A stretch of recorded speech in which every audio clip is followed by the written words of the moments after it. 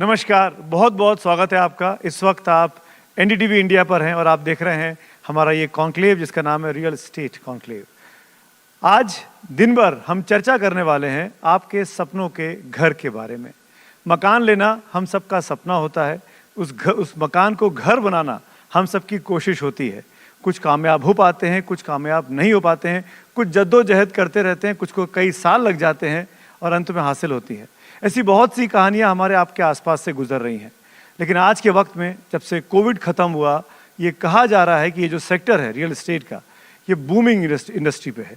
इसमें सबसे अधिक ग्रोथ इस साल देखी गई है जो आज तक कभी नहीं देखी गई थी।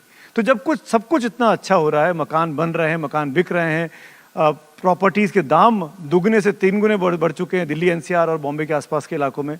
सवाल ये है, फिर मकान मिल क्यों नहीं रहे हैं?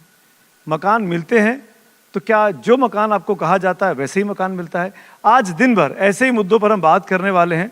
ये पहला सत्र है और आज के पहले सत्र का टॉपिक मैं आपको बता देता हूँ।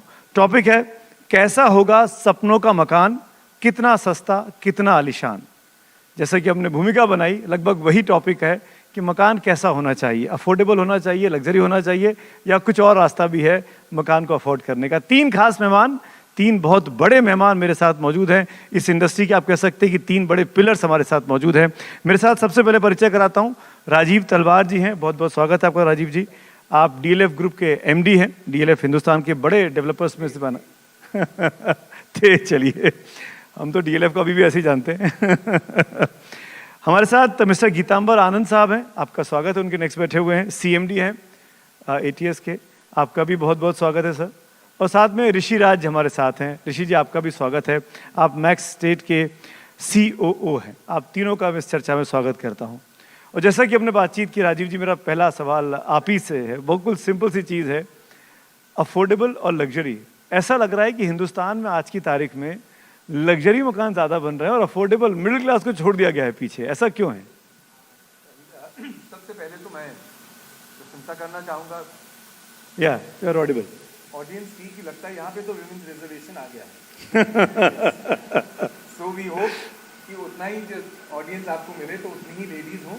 एंड पहली चीज़ मैं इनको बताना चाहूँगा अफोर्डेबल हाउसिंग के बारे में। इनके लिए आप सब युक्तियाँ हैं और एक चीज़ का ध्यान रखिए कि जो सस्ते से सस्ता मकान या अपार्टमेंट आप बुक करना चाहें, छोटा हो या बड़ा हो, आपके हैसियत के मुताबिक वो ज़रूर बुक करें।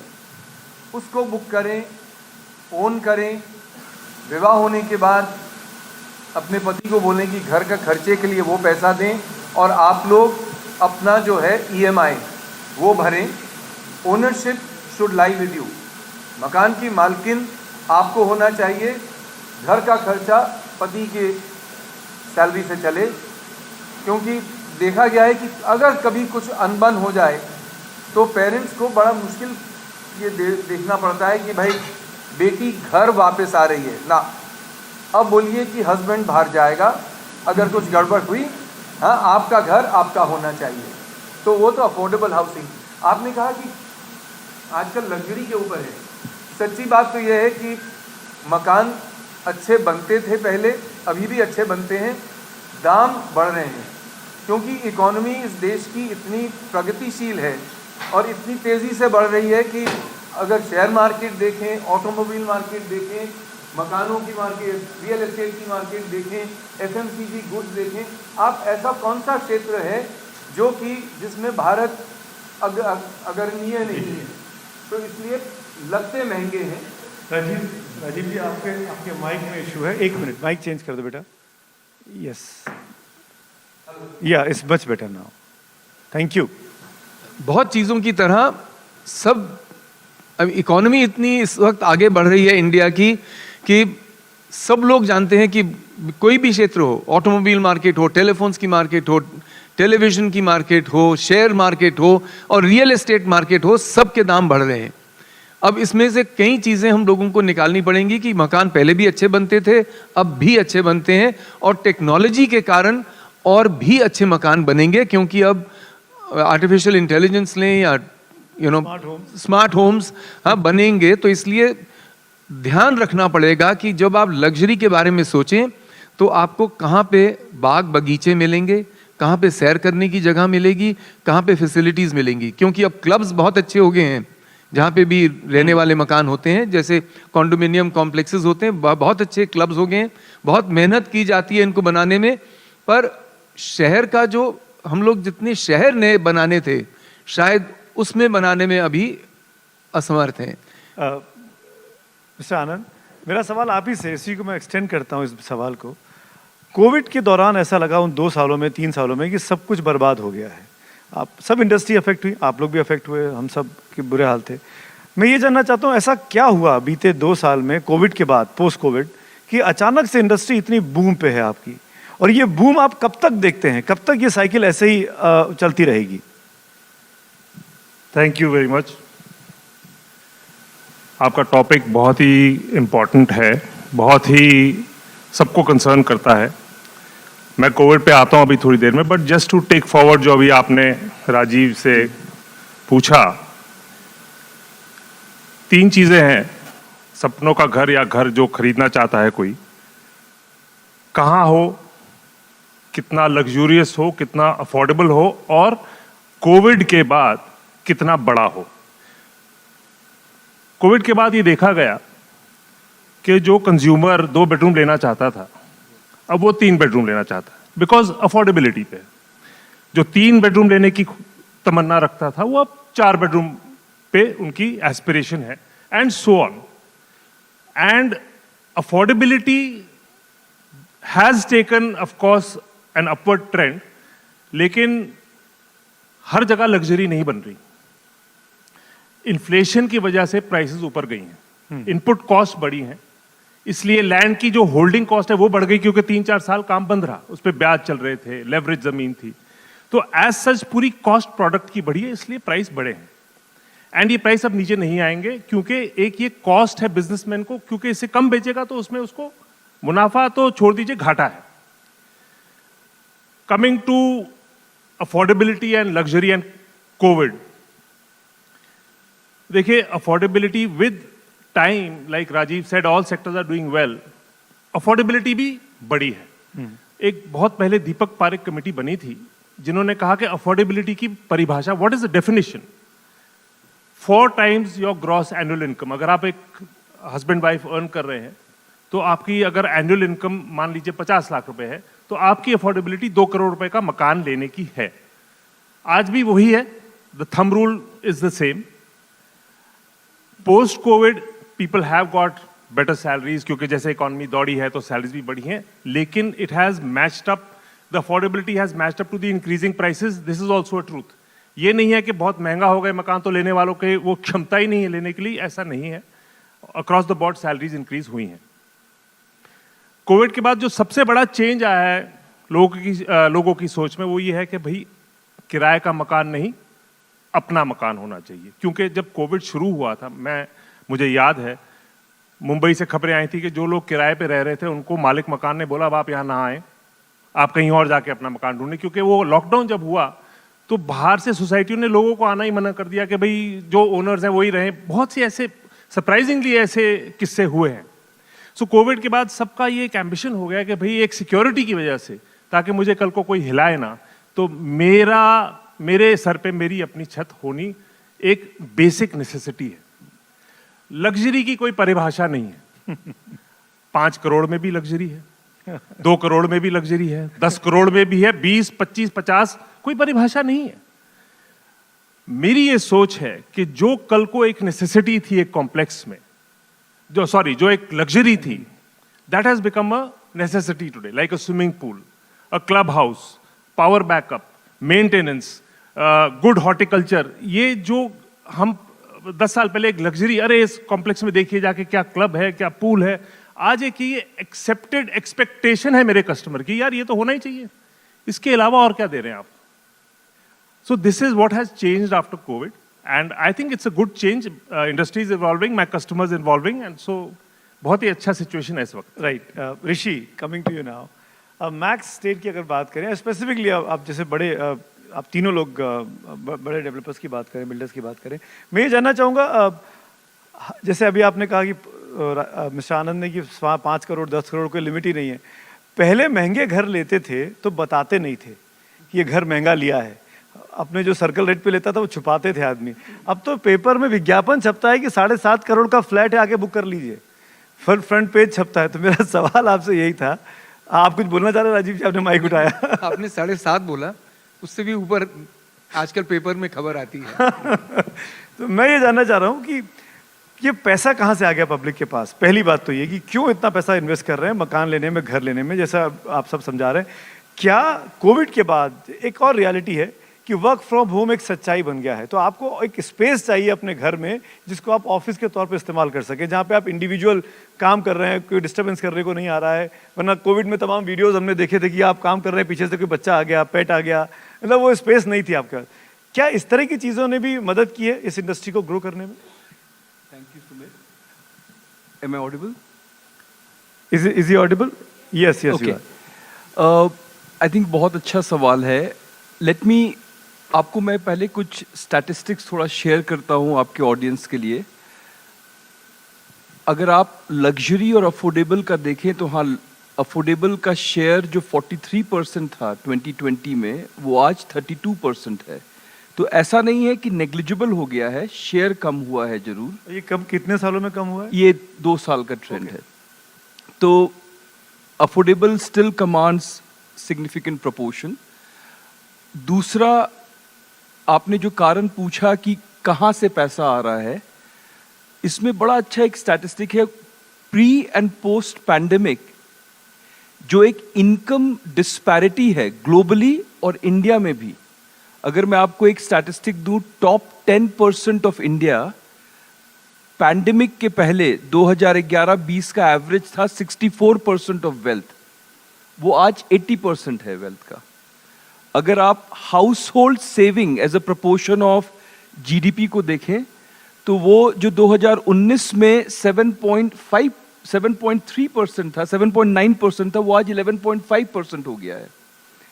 सो सर ने कहा home ownership mindset, consumer preferences towards larger generous spacious homes for all the reason.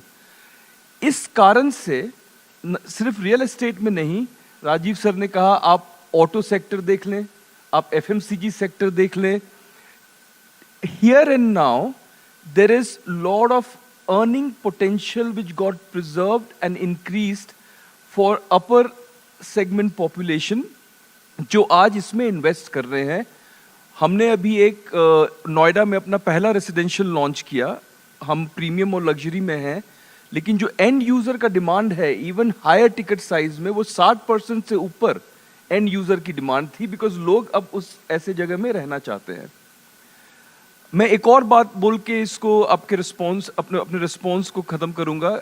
But अगर आप लॉन्गर टर्म स्टैटिस्टिक्स देखें, अब मैं 1 मिनट और लूंगा, लॉन्गर टर्म स्टैटिस्टिक्स देखें, बहुत पावरफुल स्टैटिस्टिक्स है। अगर आप रियल एस्टेट की पेनिट्रेशन इंडिया में देखें, रेसिडेंशियल का अगर आप स्टॉक पर कैपिटा देखें, यूएस में वो है 630 स्क्वायर फीट पर कैपिटा, वो नंबर इंडिया में 108 है। अगर आप वेयर हाउसिंग का देखें तो वो नंबर 0.2 है, और यूएस में वो नंबर 47 है, चाइना में वो नंबर 9 है। इंडिया का यूएस के कंपैरिजन में 3 टाइम्स से ज्यादा पॉपुलेशन है, लेकिन ऑफिस स्टॉक सिर्फ 8% है। सो जो लॉन्गर टर्म ट्रेजेक्ट्री है, एक अभी रिसर्च आया था सुमित, जिन्होंने कहा जब हम 100 साल के हो जाएंगे 2047 में, यही रियल एस्टेट 6 ट्रिलियन की हो जाएगी फ्रॉम 1 ट्रिलियन इन 2030। बट सबसे मजेदार बात यह है कि आने वाले 25 साल में हमें 230 मिलियन 23 करोड़ घर चाहिए। हर साल हमें 1 करोड़ घर चाहिए। आज लॉन्च होता है 4-5 lakh. Large proportion of this has to be mid end affordable segment. So ये जो इम्बैलेंस है, इसका करेक्ट होना बहुत जरूरी है। आने वाले में हम चर्चा कर सकते हैं कि क्या किया जा सकता है, but that is the point. आप कुछ बोलना चाह रहे हैं जी? है कि इन्होंने बिल्कुल सही बताया कि कितने घर चाहिए आपको 2047 तक। अनुमान लगाया गया है कि शहरों में ज़्यादा उन्नति होती है, ज़्यादा सैलरी मिलती है, तो लोग गांव से शहर आते हैं। हमारी जो पॉपुलेशन जनसंख्या है वो 2047 तक ये अनुमान लगाया गया है कि 87 करोड़ 87 करोड़ लोग शहरों में रहने लगेंगे 2047 तक। इस वक्त पूरा भारत देख लीजिए, आप कोई भी शहर देखें, छोटा हो बड़ा हो, 50% लोग या तो झुग्गियों में रहते हैं या अनऑथराइज्ड कॉलोनीज में रहते हैं। वो सिचुएशन आपको नहीं चाहिए 2047 में। सबके पास एक पक्की छत होनी चाहिए, पक्का घर होना चाहिए, नहीं तो वही लोग इमिग्रेंट्स बने थे जो झुग्गियों में रहते थे या अनऑथराइज्ड कॉलोनीज में। अगर उसका अंदाजा लगाएं तो 87 करोड़ लोगों के लिए आप आधा ले लीजिए, 40 करोड़, 5 लोग कम से कम घर में या फैमिली में रहते हैं, अनुमान ये जो स्टेटिस्टिक्स हैं। तो आपको 8 करोड़ घर चाहिए 300 स्क्वायर फुट कारपेट एरिया के, जिसको बोला जाता है 1 BHK। वो एक सोने का कमरा, एक किचन और एक हॉल, पक्का टॉयलेट्स दोनों होने चाहिए। ये अगर इसका अंदाजा लगाएं तो बिना जमीन की कॉस्ट लिए हुए this is a $1 trillion exercise. अब $1 ट्रिलियन का आप हिंदी में बता दीजिए कितना होगा।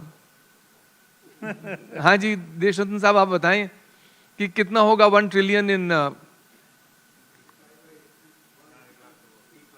1 लाख नहीं होगा सर, क्या बात कर रहे हैं, 800 लाख। हाँ, तो इतना बड़ा अगर आपका वो है, और बिना जमीन की कॉस्ट लिए हुए, क्योंकि जमीन शायद मुफ्त मिलनी चाहिए, सरकारी जमीन इतनी है, और इसीलिए वो घर खरीदने योग्य नहीं होंगे कि आप उसमें पैसा लगाएं, क्योंकि गरीबों के पास इतना पैसा नहीं है, तो आपको किराए पे देने पड़ेंगे।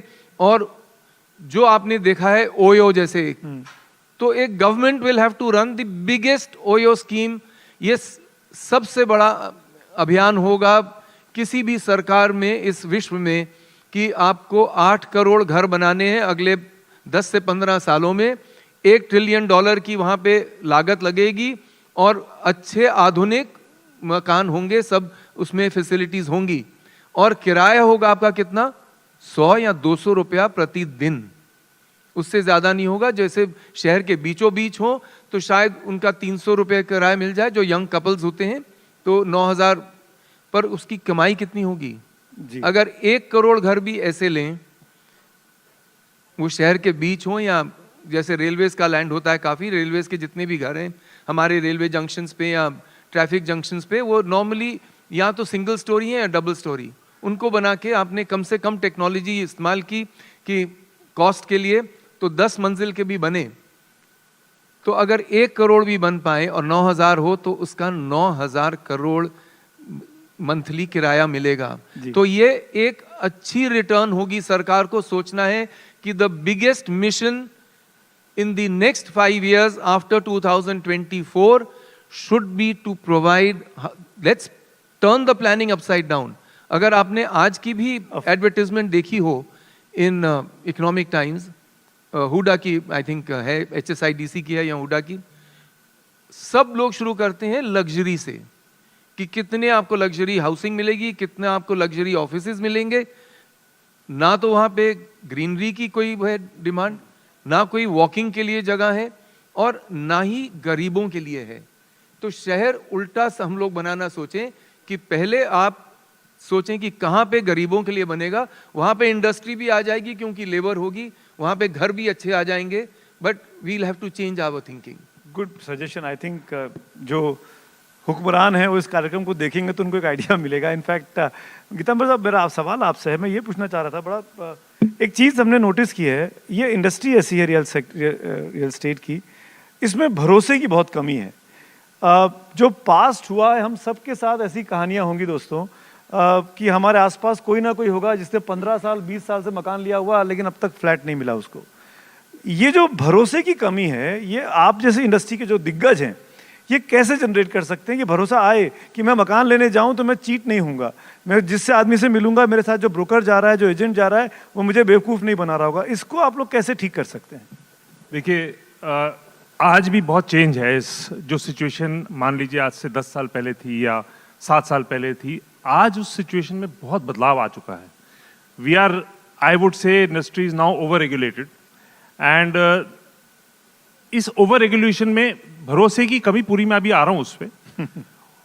ओवर रेगुलेशन में सप्लाई कंस्ट्रेंट नहीं होनी चाहिए, क्योंकि क्या होता है कि जब इसमें इतना भय आ जाए करने वाले के ऊपर कि वो कहे यार ये काम करना ही नहीं क्योंकि इसमें बहुत ज़्यादा रिस्क है, बहुत ओवर रेगुलेशन है, सो आपकी supply of real estate stock कम हो जाएगा। उससे क्या होगा कि आपकी प्राइसेस अनअफोर्डेबल हो जाएंगी। जितनी सप्लाई ज़्यादा, पीछे इतनी सप्लाई आई तभी आपकी अफोर्डेबिलिटी आपको नजर आई। नोएडा एक्सटेंशन में, मानेसर में, न्यू गुड़गांव में, मतलब जो प्राइसेस आप कभी इमेजिन नहीं कर सकते थे एनसीआर में इस भाव में फ्लैट मिलेगा, वो ऑफर हुआ। अब उसमें से कुछ काफी प्रोजेक्ट्स डिलीवर नहीं हुए और इसलिए भरोसे में एक कस्टमर और डेवलपर के रिलेशनशिप में और कस्टमर के भरोसे में एक बहुत बड़ी दरार आ गई। डेवलपर 3 किस्म के होते हैं। एक वो होते हैं जिनकी फाइनेंशियल बैकिंग अच्छी है और उनका इंटेंट अच्छा है और वो डेवलप करना चाहते हैं और उनको पता है कि मुझे इसको डेवलप करके देना ही है क्योंकि मुझे ये बिजनेस लॉन्ग टर्म करना है, इसको बढ़ाना है। दूसरे ये होते हैं जो एक अपॉर्चुनिटी के लिए आते हैं, जिनको इस बिजनेस के बारे में इतनी नॉलेज नहीं होती लेकिन पैसा होता है। सो दे से चलो जमीन मैं खरीद लेता हूँ, कॉन्ट्रैक्टर मैं ले आऊंगा, ब्रोकर बेच देगा and we'll see the project through, but that project could also run through problems because the driver of the bus is not so knowledgeable about the subject. तीसरे वो होते थे जो कि जिनका इंटेंशन ही नहीं था, बस वो स्कैम था, आए पैसा इकट्ठा किया, मतलब इतनी अट्रैक्टिव स्कीम्स दी और इतने बड़े ब्याज के दर, हम अश्योर्ड रिटर्न, फलाना ढिकाना। वो लोग का आई वुड से majority of those people did not have the intent of delivering a project, and a lot of them have now either, the law has taken its course with them, the projects are stalled, but they are looking at ways to complete them, and they are no longer in the picture.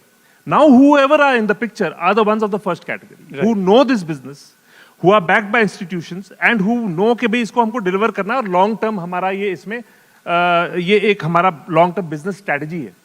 तो वो जो top के, या top नहीं कहूंगा मैं, वो जो उस कैटेगरी के डेवलपर हैं, वो अब इतनी छटाई हो गई कि वो एक हैंडफुल से रह गए हैं। So the market has matured.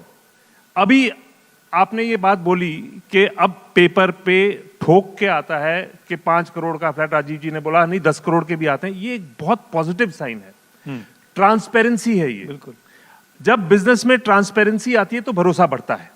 The minute अब डेवलपर इज एबल टू से कि हाँ भाई मेरा अपार्टमेंट 10 करोड़ का है, मैं इस पे जीएसटी भी दूंगा, कस्टमर कहता है हाँ मैं इस पे जीएसटी दूंगा 5%, मैं स्टैम्प ड्यूटी दूंगा, तो एक बिजनेस में मैच्योरिटी और एवोल्यूशन जो आती है उसमें भरोसा अपने आप आ जाता है। Because then you are answerable, me as a developer I am answerable at every government agency, at every forum where my customer can go, I am answerable because everything is there in black and white. So today, आज की date में ये जो भरोसे वाला factor है, there is a change. ठीक है, लेगेसी है, वो लेगेसी जो ठीक करना चाह रहे हैं डेवलपर्स, वो धीरे धीरे ठीक कर रहे हैं और ठीक हो रही है। कस्टमर्स भी आ रहे हैं साथ डेवलपर के, कहीं चलिए हम साथ मिलकर प्रोजेक्ट को कंप्लीट करते हैं। मैंने ये भी देखा है, रेरा स्टेप इन कर रहा है, चलो हम एक सेक्शन 8 लगा के हम प्रोजेक्ट को मॉनिटर करके डेवलपर को लाते हैं या नहीं लाते, फिर दोबारा इसको पूरा करते हैं। एनसीएलटी, जहां पे कस्टमर्स गए थे कि भाई ये प्रोजेक्ट नहीं बन रहा, वहां एनसीएलटी भी स्टेप इन करके कह रहा है कि भाई आईआरपी बिठा देते हैं, डेवलपर को वापस ले आते हैं और इस अकाउंट को मॉनिटर करके प्रोजेक्ट कंप्लीट करते हैं।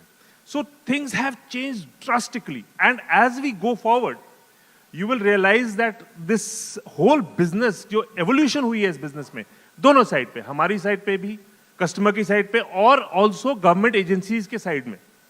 क्योंकि आज रेरा आने से हम डेवलपर्स कह रहे हैं कि भाई अगर हम आंसरेबल हैं रेरा को, तो मेरे को गवर्नमेंट एजेंसी जो मेरे को सैंक्शंस नहीं दे रही टाइम पे या कंप्लीशंस नहीं दे रही, they should also be questioned by RERA.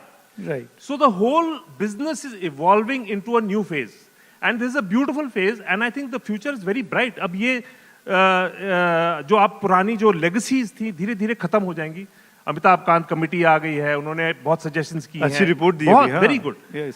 Swami fund है, स्टेट बैंक का, गवर्नमेंट बैक्ड है, वो स्टॉल प्रोजेक्ट्स को पूरा करना चाहते हैं। सो बहुत से अच्छे काम हुए हैं इस सरकार में, and I am telling you this, we are talking about this again transparency. हुआ क्या है, आपका जो डिमांड का, everything has a pyramid of demand, right? Right. Luxury ऊपर, base of the pyramid, mid यहाँ पे नीचे। अब धीरे धीरे मीट तक इस सरकार के आने से इस जो नीचे वाला और जो बीच वाला बेस है उन तक पैसे पहुंच रहे हैं। They have improved in their earnings drastically. एक डायरेक्ट सब्सिडी बेनिफिट ट्रांसफर डीबीटीज हैं, एजुकेशन, हेल्थ केयर। तो वो जो पिरामिड का नीचे जो मास था, इट इज इवॉल्विंग अप नीचे से to blue collar is becoming an affordable housing buyer, and the white collar, the luxury on top is still very thin, but below the luxury, the blue collar is moving up to that place. Yes. So it's a very positive sign for the real estate industry per se, and the coming times are going to be very, very, very good for all stakeholders. आपने बड़ी अच्छी तस्वीर दिखाई और हम सब उम्मीद करते हैं कि पूरी इंडस्ट्री ग्रो करे, पूरा हिंदुस्तान ग्रो करे। ऋषि, मैं आपसे ये जानना चाहूंगा, इनफैक्ट ये सवाल हम सबके मन में होगा, ये प्रोजेक्ट रुक क्यों जाते थे? आपने विज्ञापन निकाला कि भाई 25 लाख का फ्लैट है, मैं गया, मैंने बुक कर दी, मैंने पैसा दे रहा हूँ, बैंक ने मुझे लोन दे दिया, मेरा लोन चालू हो गया। आपने कहा कि मैं 2 साल 3 साल में आपको फ्लैट दे दूंगा, और 3 का 6 हो गया, 6 का 9 हो गया, 9 का 15 हो गया। इनफैक्ट तो हमको एज ए कंज्यूमर, ये मैं सबकी तरफ से पूछ रहा हूँ, प्रॉब्लम कहाँ आती थी जब आपने आपकी ज़मीन आप बना रहे हैं, आपको पैसे मिल रहे हैं, आपके लोग पहुँच रहे हैं, आपने वादा किया कि आप 3 साल में दे देंगे, 1 साल बढ़ाया, फिर 15-15, 20-20 साल, दिक्कत कहाँ आ रही थी? सरकार के लेवल पे आ रही थी या आपको बैंक से पैसे नहीं पहुँच रहे थे? प्रॉब्लम कहाँ थी? सुमित, हमने ये जर्नी अभी 7 साल पहले चालू की है, I know that. हमने एक्सपीरियंस नहीं किया है ये, but Geetambar sir would be better position He wants to answer. but I will in my outside in experience, because as a professional मैं रियल एस्टेट के बाहर से आया हूँ, 4 साल से हूँ रियल एस्टेट में। आई थिंक 3 कारण हो सकते हैं। एक, जैसे सर ने कहा, इंटेंट ही नहीं था बनाने का। कई केसेस मैंने 4 साल में देखे हैं जब सिर्फ लूटने आए थे। हाँ, इंटेंट ही नहीं था, मनी साइफन ऑफ हो गया, राइट। दूसरा, पुअर प्लानिंग। और तीसरा बहुत बड़ा कारण है ओवर लेवरेज। ये साइक्लिकल इंडस्ट्री है, मैंने बहुत ग्लोबली बहुत साइक्लिकल इंडस्ट्रीज देखी हैं। अगर आपको थ्रू साइकिल सरवाइव करना है, then you have to think about capital structure through cycle. Before I request sir to answer this question, पिछले क्वेश्चन पे अगर आपकी इजाजत हो तो मैं एक बहुत यूनिक बात कहना चाहता हूं इन टर्म्स ऑफ कि भरोसा कैसे लाया जाए इस इंडस्ट्री में। एक छोटा सा स्टोरी है। मैं फैकल्टी ऑफ मैनेजमेंट स्टडीज में गेस्ट लेक्चर के लिए गया और स्टार्ट करने के पहले मैंने स्टूडेंट से पूछा, पूरे हॉल में 150 स्टूडेंट्स थे, आप लोगों में से number 1 career choice real estate को कौन बनाना चाहता है? मैंने कहा मैं रियल एस्टेट से हूं, आप इसलिए आंसर नहीं करना। To my surprise I expected low response 0। मैंने कहा number 2 0, number 3 0, at least in North India. And then I figured out that perception of real estate in North India is very bad. This industry में हम सबको मिलके talent, capacity और capability पे मिलके academic institution से जुड़ के काम करना होगा। अगर अच्छे लोग आएंगे, बेस्ट वर्ल्ड क्लास टैलेंट आएगी, तो जो सर ने कहा ट्रांसपेरेंसी, प्रोफेशनलिज्म, ये खुद ब खुद आएगा। तो वो एक बड़ा एरिया है जिसके ऊपर और चर्चा कर सकते हैं, उस पर फोकस करना चाहिए। गीतांबर जी, आप बताइए कि क्या प्रॉब्लम आ रही थी? हुआ ये कि जमीन के लिए आपको सब लोग जितने भी इस बिजनेस में आए, ये नहीं कि उनके पास बहुत से पैसे थे। It is a very capital intensive business. इसमें आपको पैसा खूब चाहिए। जमीन खरीदने के लिए आपको लोन नहीं मिलता, आपको फंड देता है, लेकिन वो बहुत, उसका ब्याज के दर बहुत हाई होते हैं। तो एक बिजनेस मॉडल ये बना मिडिल कैटेगरी ऑफ डेवलपर्स में, क्योंकि पैसे नहीं थे जमीन खरीदने के लिए और बिजनेस को ग्रो करने के लिए, तो आप लेवरेज, जैसे ऋषि ने बिल्कुल सही कहा, लेवरेज करें। और मैं भी इस कैटेगरी में फॉल करता हूं, मेरी कंपनी भी। हमने लेवरेज किया फंड से, भारी ब्याज के दरों में 22%, 24% में पैसा लेके जमीनें खरीदी। बिजनेस मॉडल ये था कि भाई इसको जमीन खरीद के जल्दी से इसको लॉन्च किया जाए, नक्शे पास किए जाए और सस्ता माल बेच दें, ताकि ये लोन, महंगे लोन वाला पैसा वापस हो जाए। अब जब तक ये ठीक चलती है मार्केट, तब तक ये चलता है मॉडल। जहां पे भी डिसरप्शन आ जाती है और काम रुक जाता है, तो ये पूरा साइकिल रुक जाता है, लेकिन आपका ब्याज का मीटर बंद नहीं होता। वो इतना बढ़ जाता है कि it starts eating into your capital. आपकी इक्विटी में ईट करना शुरू कर देता है। तो this is where people who had the right intent but did not have equity, did not have enough money and grew, they started suffering and projects started suffering. But having said that, you see another thing happened. अब north India की बात हुई है, क्या हुआ north में, नोएडा में क्या हुआ? अब सबका बिजनेस मॉडल जो आए थे खेलने, मान लीजिए नोएडा एक्सटेंशन की बात करें या नोएडा की बात करें, सबका बिजनेस मॉडल यही था सेम, कि भाई आप और बैंक खड़े हुए थे दरवाजों के बाहर, पैसा ले लो, पैसा ले लो, पैसा ले लो, फंड्स, जमीन खरीदो तो हम देते हैं पैसा। हुआ क्या कि इस लोन वापस करने की रेस में प्राइसेस फ्लैट्स की गिरती गई। हम और वो इतने का बेच रहे हैं, हम और सस्ता बेच रहे हैं, वो ये दे रहा है तो हम साथ में गाड़ी दे रहे हैं। बायर एकदम से इतना कंफ्यूज हो गया कि यहां तो यार काजू किशमिश इतनी मिल रही है, घर की बात तो बाद में छोड़ो, गाड़ी ले लो, पहले सिक्का ले लो सोने का, या ये कर लो या वो कर लो। The prices kept falling down and down, so the business became unviable, cash flows would never match to the cost of the project, because आपने इतना सस्ता बेचना शुरू कर दिया इस कॉम्पिटिशन में और इस ओवर सप्लाई में। Now, once all that has happened and projects got stalled because structure बन गया, अब आप देख रहे हैं स्ट्रक्चर बन गया, उतना पैसा था उसने कस्टमर से लिया, ब्याज दे दिया, बैंक को वापस कर दिया, बाकी जो बचा स्ट्रक्चर बना दिया, फिनिशिंग करने के लिए माल सारा आप बेच चुके हैं, फिनिशिंग करने के लिए आपके पास पैसा नहीं है, या वो किसी और स्टेज पे आना है। So that is why the projects got stalled.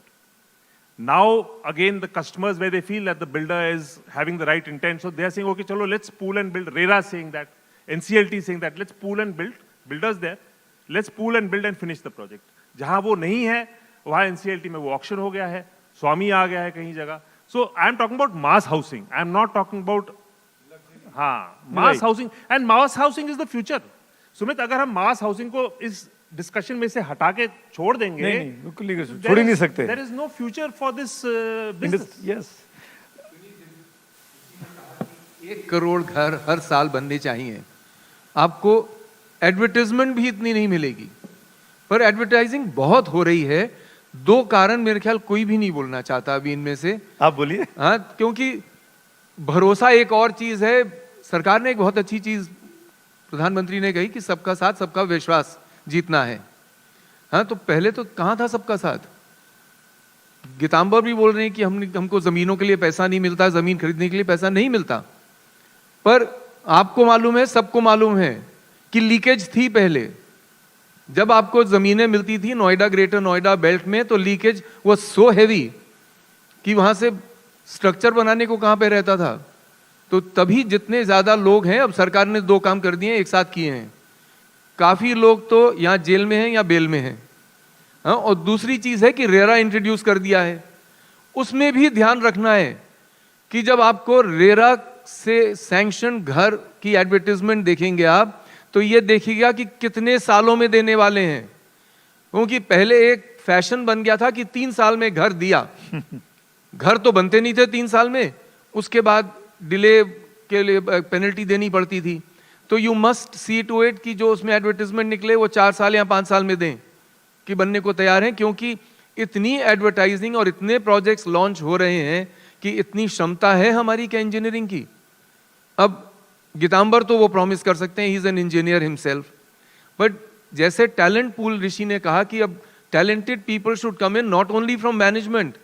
सरकार ने अपना काम तो कर दिया कि हर राज्य में एक नया IIT बनेगा. वहां पे सिविल इंजीनियर्स भी, मैकेनिकल इंजीनियर्स भी, इलेक्ट्रिकल इंजीनियर्स, कंप्यूटर इंजीनियर्स बनने चाहिए, बट उस क्षेत्र में लगने भी चाहिए. तो इतनी क्या आपके पास इंजीनियरिंग क्षमता है कि आप इतने सारे मकान, 1 करोड़ मकान हर साल बना सकते हैं?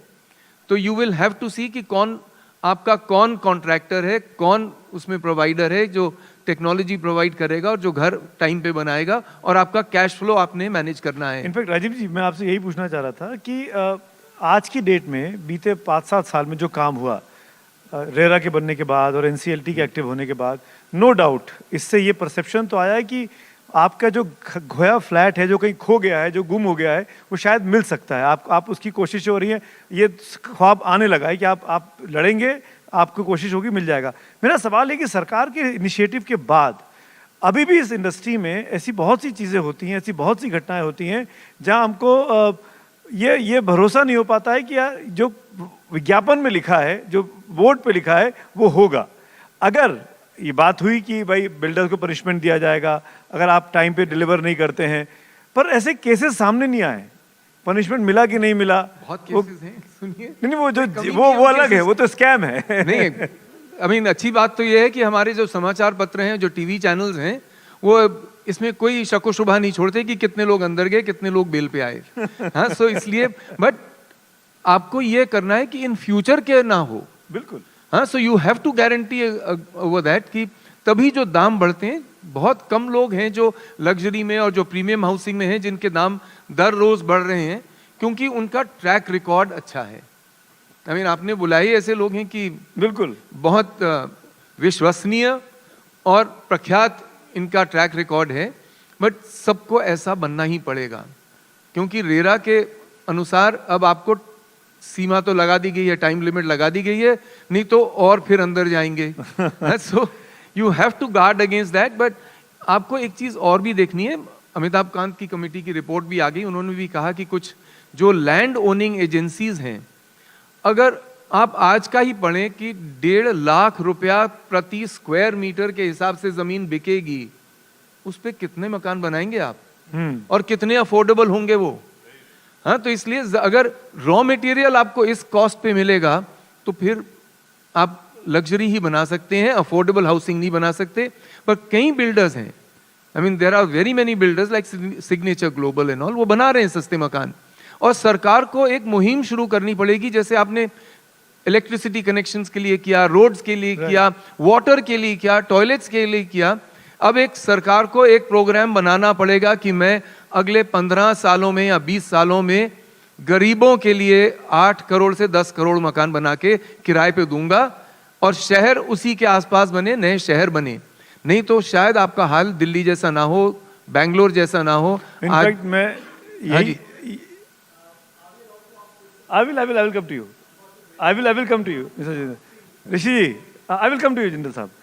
ऋषि जी, मेरा सवाल आपसे था। I'm sorry, please go ahead. because we have limited time also. I have to take a question answer also. ऋषि जी, मेरा सवाल आपसे ये है, हम सब जानते हैं कि माइग्रेशन शहरों की तरफ हो रहा है, शहरों में नौकरियां हैं, पॉपुलेशन बढ़ती जा रही है, गांव में पहुंचा नहीं है।